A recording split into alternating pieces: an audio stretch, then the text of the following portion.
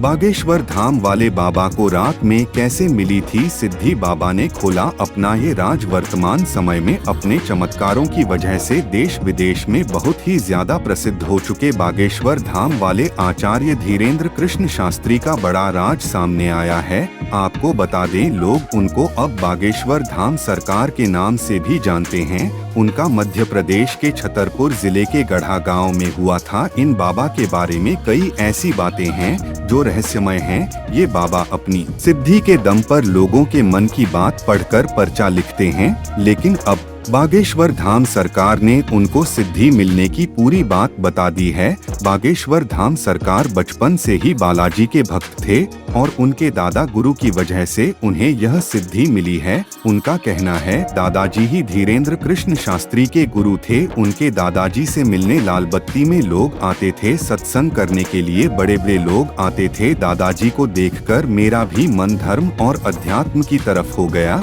और दादाजी के सत्संग सुनने लगा। उसके बाद से दादाजी को गुरु बना लिया। बाबा ने बताया कि उनके परिवार में 10 भाई हैं। दादाजी उनको जूठी चाय पिलाते थे। शास्त्री ने कहा कि एक दिन मैं अपने दादाजी के पास जाकर बोला कि मुझे बताइए कि मेरी गरीबी कब दूर होगी। यह बात सुनकर दादाजी हंसने लगे। उसके बाद उन्होंने मुझे कहा कि तुम रात में आना, तुम्हें बताऊंगा। उस समय मेरी उम्र करीब 9 या 10 साल के करीबी थी। बागेश्वर धाम सरकार ने कहा कि दादाजी की बातें सुनकर मैं वापस आया और रात का इंतजार करने लगा। बाबा ने कहा कि जब मैं रात को दादाजी के पास पहुंचा तो उन्होंने मेरा हाथ पकड़ा और हनुमान जी के सामने खड़ा कर दिया। थोड़ी देर बाद वो हंसे और बोले, अब जाओ। उन्होंने मुझे कुछ भी नहीं बताया, लेकिन धीरे धीरे मुझे अजीब सी चीजों का आभास होने लगा था। कोई मेरे सामने आता तो मैं उसका नाम जान जाता था, लेकिन कहने में संकोच लगता। जब वो अपना नाम बताता तो मैं खुद से कहता कि ये तो मुझे पता था, मैंने पहले क्यों नहीं बताया। धीरेन्द्र कृष्ण शास्त्री ने ये बात अपने दादाजी को बताई कि मैं लोगों के बिना कहे ही उनका नाम जान लेता हूँ, बताने में संकोच होता है।